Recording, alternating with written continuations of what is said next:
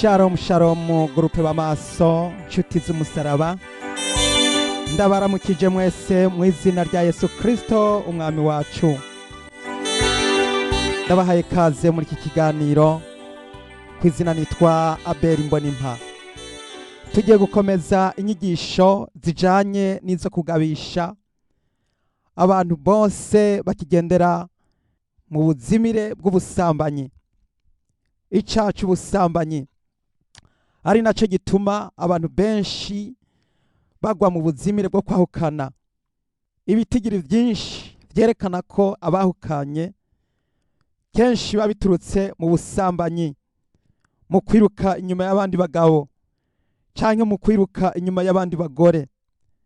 Ivyo nivyo tugiye kuraba maze bikubere itangazo rya nyuma canke kugabishwa ubwa nyuma. Nukugira ngo ugabishwe ubwa nyuma, hanyuma igihe uzoshikirwa na rwa rubanza uze wibuke yuko wabibwiwe, kandi vyo kubera vyiza kugira ngo utegure ubugingo bwawe hakiri kare. Reka rero tubanze dusenga Imana, hanyuma duce twinjira mu ijambo ry'Imana. Uwera Mana yacu Data ugororoka, mu izina rya Yesu Kristo umwami n'umukiza wacu, ndagukengurukiye kuri ubu butumwa bwiza tugiye gusangira na bene data. Data buja ndakwinginze kugira ngo uwo ari we wese aronke iri jambo ry'imburi. Ahasigaye mwami Imana, habeho guca bugufi. Umusambanyi ahebe ubusambanyi, umusuma ahebe ubusuma, umunyabyaha wese ahebe icaha, maze twese twitegurire gusanganira umwami wacu Yesu Kristo ku munsi Yesu azozira gutora ishengero, azosange turi maso. Ndasengeye mwene data wese agiye kubana natwe muri iki cigisho, ndavyambaje nshima mu izina rya Yesu Kristo umwami wacu, amen. Dukomeze n'inyigisho zigabisha abantu bose ku bijanye n'icaha gituruka ku gitsina, aribwo busambanyi. Muntu wazimiriye muri ubwo busambanyi, aho uri hose ndagira ngo nkubwire yuko icaha c'ubusambanyi ariyo nkomoko y'ukwahukana. Ibitigiri birebire vyinshi bigaragaza ko ari gukengera uwo mubakanye ukarenga ibigo. Ivyo vyose bikaba bikubiye muri iki cigisho. None rero uno munsi turamutse tugira ngo twumve itangazo canke ukugabishwa kuri wewe vyanse ko wihana, kuri wewe wabigendeyemwo ariko ukaba utarakira Yesu ngo ugaruke ngo usabe abakozi b'Imana bagusengere. Tugiye kuraba ano majambo, hanyuma vyoba vyiza kugira ngo aho uri hose uciye bugufi, hanyuma ukihana maze ukaba icari mugisha. Dusome amajambo y'Imana aboneka mu butumwa bwiza bwa Matayo igihimba ca 24, maze dusome kuri uyu murongo wa 37. Matayo 24 ikigabure ca 37, dusome twumve amajambo y'Imana umwami Yesu yaburiye abatuye isi bose. Kandi uko vyari biri mu minsi ya Nowa, niko bizoba mu kuza k'Umwana w'umuntu. Kuko ariko bari bameze mu minsi umwuzure utari bwatere. Bararya, baranywa, bararongora, barashingira, bageza kuri wa munsi Nowa yinjiye muri bwa bwato. Ntibagira ico bamenya kugeza aho umwuzure waziye ubatwara bose. Niko kuza k'Umwana w'umuntu kuzomera. Mwene data, aya majambo umwami Yesu yayagabishije abantu muri ibi bihe byo kwitegurira umuzo wiwe wa kabiri ari wo wa nyuma. Aya majambo turiko turabwirwa y'ivyabaye kuri Nowa. Abantu bo kuri Nowa barimbuwe nuko bagiye mu bugarariji. Ijambo ry'Imana riko riratwereka ko ivyakorwa kiriya gihe ari vyo bishobora kuzotuma isi ya nyuma irimbuka. Mu misi y'imperuka ugasanga abantu basubiye gukora vya bindi nk'ivyabo kuri Nowa bakoze. Reka tubanze twinjire muri ayo majambo turabe ivyabaye kuri Nowa. Itanguriro igihimba ca 6 dusome duhereye ku murongo wa mbere, hanyuma turaca dusimba ku murongo wa gatanu. Itanguriro igihimba ca gatandatu, dusome duhereye ku murongo wa mbere, hanyuma turaca dusimba ku murongo wa gatanu n'uwa gatandatu. Dusome mu izina rya Yesu. Uko ingeso z'abantu zononekaye mu isi, maze abantu batanguye kugwira ku isi, bavyara abakobwa, abana b'Imana bitegereje abakobwa b'abantu bababona ari beza, barongora muri bo abo bitoranirije bose. Ku murongo wa gatanu, nuko Uhoraho abona ibibi by'abantu ingene ari byinshi mu isi, kandi ko ivyumviro vy'imitima yabo yamugoreye gukora ibibi gusa na ntaryo. Uhoraho yicuza ico yaremeye abantu mu isi, bimutera intuntu mu mutima. Uhoraho aravuga ati, abantu naremye nzobamara mu isi, uhereye ku muntu n'igikoko n'icikwega n'ikiguruka mu kirere, kuko nicujije ico nabiremeye. Mwene data, Uhoraho yarageze igihe aricuza ico yaremeye abantu, kubera abantu batanguye kubengukana, batangura gukora ivy'ubuhemu, ari navyo tubona muri iyi minsi yacu bimaze kuza kandi bimaze gusibanganya isi.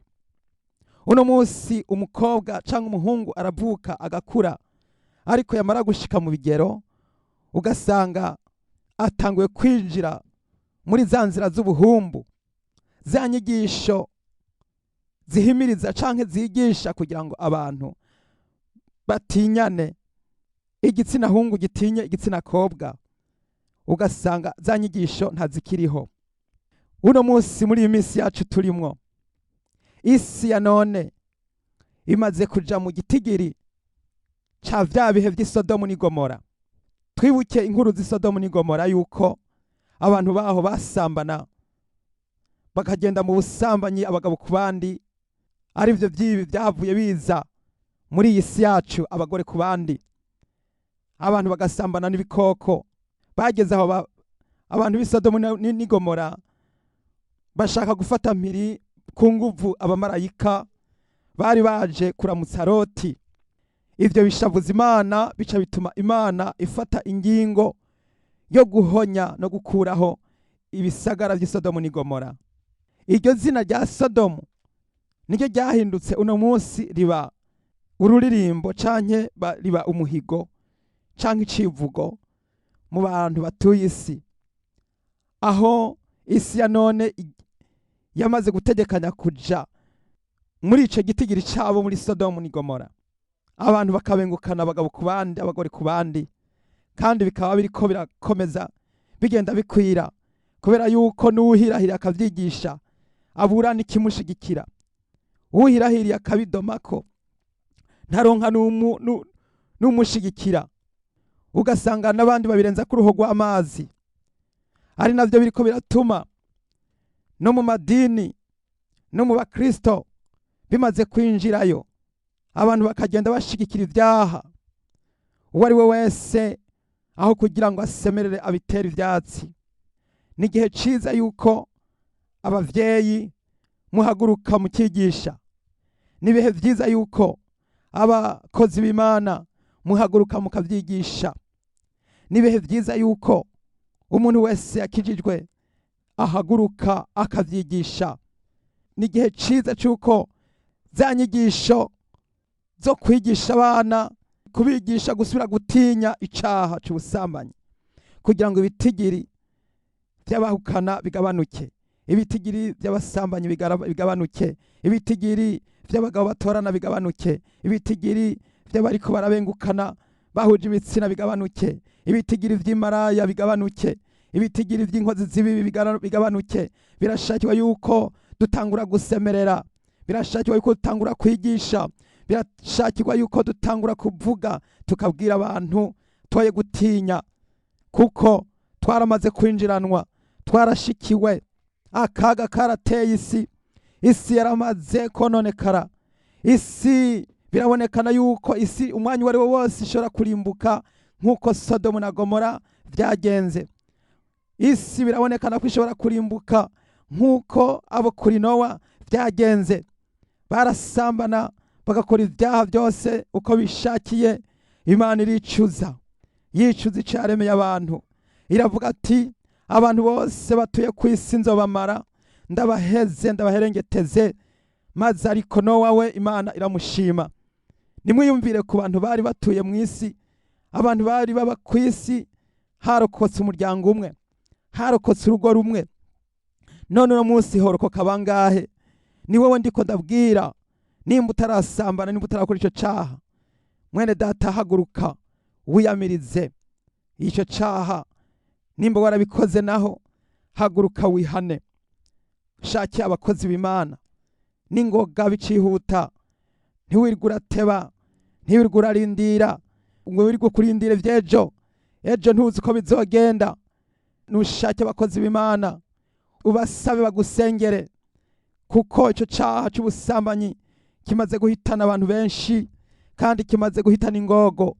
Uno munsi turabona ibyo bitwa homosexualité, tukabona ibyo bita lesbianisme, tukabona ibyo bita masturbation, tukabona ibyo bita reconcubinage, canke arivyo by'ubusambanyi adultère, hamwe na vya bindi by'ubumaraya, la prostitution. Ivyo byose biriko birahitana inganda. Duhaguruke dusemerere kugira ngo imaraya bihane. Wewe umuntu ukigendera mu buraya wiyumvira yuko arivyo bizoguhesha ubuzima, bivemwo wihane, wakira umwami Yesu. Ugiye kurimbuka, ugiye guhona nk'abo muri Sodomu na Gomora. Vayo garuka, uri kuranduza, uri kurateza urugomo mu isi, uri kurateza ibyaha mu isi, uri kuranduza isi. Icyaha cy'ubusambanyi ni icyaha kibi, icyaha cy'ubusambanyi kirica. Uno munsi bimaze kugaragara yuko ivyipfuzo bimaze kuba byinshi mu bantu, bitewe nuko abantu benshi bagendera mu inyambaro zitabereye, kandi ibyo bigaturuka ku modele ya kino gihe. Muntu uciyambika za mpuzu zituma abantu bo kwipfuza, za zindi zituma werekana ko ubuzima bwawe bwose buri hinduka, maze wongere kurondera umwami wacu Yesu Kristo, maze wongere kuraba umenye yuko imitego yose uri kuratega nawe izogufata, kandi yuko utihanye hazogera igihe nawe ibyawe byuburuke. Tugiye gusoma amajambo y'Imana mu butumwa bwiza bwa Matayo igihimba ca 5, turabe ico Yesu yavuze kuri ayo majambo. Ubutumwa bwiza bwa Matayo igihimba ca 5 ku murongo wa 27, dusome mu izina rya Yesu. Haravuga ngo, mwarumvise ko vyavuzwe ngo ntugasambane, ariko jeho ndababwira yuko umuntu wese araba umugore akamwipfuza aba maze gusambana nawe mu mutima wiwe. Ijisho ryawe ry'iburyo niryagutsitaza urinogore uritekure. Vyo kubera vyiza gupfa ijisho ryawe rimwe, hako umubiri wawe wose wotabwa muri Gehenomu. N'ukuboko kwawe kw'iburyo nikwagutsitaza uguce igikonjo ugitekure. Vyo kubera vyiza gupfa urugingo rwawe rumwe, hako umubiri wawe wose woja muri Gehinomu. Mwene data, abantu benshi bariko bariyambika nabi kugira ngo bitume bagwisha n'abandi, bigatuma abantu bacumura ibicumuro vy'amaso. Ibicumuro vy'amaso bigatuma abantu bacumura bitewe n'abagenzi babo. Mwirinde aho muca naho muja, mwirinde ivyo mubona n'ivyo muraba. Ivyo byose biriko biratuma abantu benshi bagwa mu vyaha vyo kwipfuza ku mubiri no kwipfuza kwa maso. Mwene data, ukigendera mu kuraba, ukigendera mu vyipfuzo vy'amaso, ahari ijambo ry'Imana ariko riravuga ngo ijisho ryawe ry'iburyo canke ijisho ryawe rimwe niryagutsitaza upfumura inogore uritekure. Uno munsi ndiko ndabwira abantu bahinduke, ntibapfe kupfa ivyo baravye. Upfume ugenda uhumirije, upfume ugenda usinziriye, kuko aho hanze aho haramaze kononekara. Inyambaro zimaze gutesha abantu agaciro, ibintu bimaze kononekara. Nico gituma tubona hirya no hino usanga abantu bagenda uko bishakiye, bakyambika uko bigombeye. Ariko ndagira kugira ngo yuko ivyo byose wopfuma unogora iryo jisho. Ico gikonjo nicakugwisha wopfuma ugica, uko kuguru ni kwa kugwisha wopfuma uguca. nimba ucipfuza amamodere n'imyambaro igezweho, wopfuma wambara nk'umunyacaro nubwo amahera wowe uyafise. Hindura urondere imyambaro y'abakristo, urondere imyambaro ituma utagwisha abantu, urondere imyambaro ituma utazokwagirizwa yuko hariho abantu wawujije ijuru bitewe n'ivyo bintu wishizeko. Rero uhinduke, hanyuma wongere kuba umukristo. Umukristo yitegura kuja mu ijuru, umukristo yitegura kuzobana na Yesu. Bishakirwa yuko yirinda icaha nakitwa akaha, akirinda icitwa ikibi cose, hanyuma agakizwa neza, maze akitegura kuja mu ijuru. Hano turabona twamaze kubona ngo ivyo bita masturbation, ivyo vyaha biriko birakorwa ku bwinshi n'imisore, biriko birakorwa kwinshi n'inkumi, abakobwa benshi, abagore benshi, abagabo benshi, abasore benshi bariko baragwa muri ico caha co kwikinisha, bariko baragwa muri ivyo vyaha. Kandi ivyo vyaha birahitanya abantu benshi, abantu benshi bibana bariko baragwa muri ivyo vyaha, abantu benshi b'abanyavyaha, abantu benshi n'abantu mu madini biriko birazayo, abantu benshi bagendera mu ico caha ca masturbation. Ndagira ngo ubwire wewe ukibigenderamwo, hinduka, kizwa, niwihane. Benshi hariho n'ababikora kandi ari abakristo, bitwa abakristo ariko bakiyi bagahumbetsi. N'igihe ciza cyo kugira ngo habeho kwihana, habeho guhinduka, habeho gukizwa mwene data, maze wongere guhinduka, maze ushobore gushingira intahe abandi, ubabwire yuko Yesu yagukijije, ubabwire ko Yesu yaguhinduye, ubabwire ko Yesu yakuhagiye, maze wongere kubicare mu gisha, kuko abantu benshi bagiye kurimbuka, abakibigenderamwo bose bagiye kurimbuka. Reka dusome amajambo y'Imana, Abigalatiya igihimba ca 5 umurongo wa 19. Abigalatiya igihimba ca 5 umurongo wa 19. Kandi ibikorwa vy'akameremere kacu biramenyekana nibi: ubushakanyi, ibihumanya, ivy'isoni nke, gusenga ibirwigwamana, uburozi, ubwansi, intonganya, ishari, uburake, ikeba, kwitandukanya ibice, igono, kuborerwa, kudandahirwa n'ibindi bene ivyo. Ivyo ndabibaburiye nk'uko nabibaburiye kera, yuko abakora ibisa bityo batazoragwa ubwami bw'Imana. Muntu ukigendera muri ivyo vyaha, muntu ukigendera muri ivyo bicumuro, muntu ugendera muri izo masturbation, ugendera muri ivyo bintu vyose, ucicanga muri ivyo, ukaza wisuka muri ako kaga, ugiye kurimbuka nk'abo muri Sodomu n'i Gomora, ugiye kurimbuka nk'abo kuri Nowa. Hinduka, maze wongere kwihana, maze wongere kwakira umwami Yesu, maze abakozi b'Imana bongere kugusengera, hanyuma ubicare mu gisha. Turabe kandi Abitesalonike ba mbere igihimba ca 4 umurongo w'indwi. Abitesalonike ba mbere igihimba ca 4 umurongo w'indwi. Haravuga ngo kuko Imana itaduhamagariye guhumana, ariko yaduhamagariye kwezwa. Basi aya majambo natwereka ko Imana ntiyaduhamagariye guhumana, kandi Imana ntiyaduhamagariye gucirwa kwiteka, ahubwo Imana yaduhamagariye kuzoraganwa nayo ubugingo butazoshira. Nico gituma wewe ukigendera muri ivyo uragabishijwe. Ngiyo imburi yawe igushitseko. Abandi baracagendera mu vyo twita fornication, ubushakanyi.